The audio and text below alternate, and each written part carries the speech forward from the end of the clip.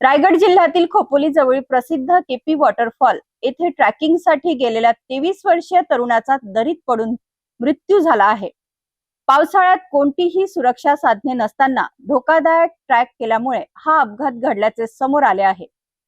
Help foundation आणि स्थानिक युवकांनी रात्रभर सुरू ठेवलेल्या शोध मोहिमेनंतर तब्बल 8 तासांनी तरुणाचा मृतदेह दरीतून बाहेर काढण्यात आला आहे।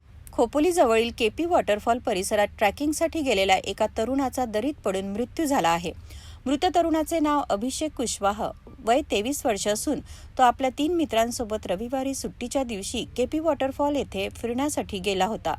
संध्याकाळी सुमारे 7 वाजताच्या सुमारास निसरड्या वाटेवरून जात असताना अभिषेकचा पाय घसरला आणि तो थेट खोल दरीत कोसळला।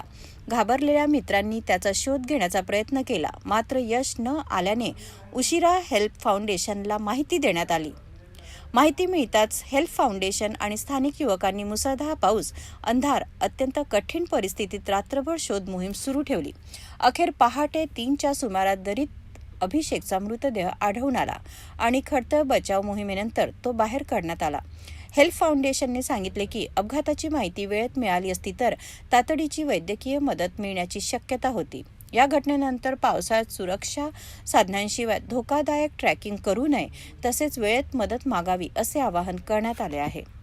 पावसाळ्यातील पर्यटनाचा आनंद घेताना थोडासा निष्काळजीपणा देखील जीवावर बितू शकतो, याची ही घटना एकदा पुन्हा जाणीव करून देते।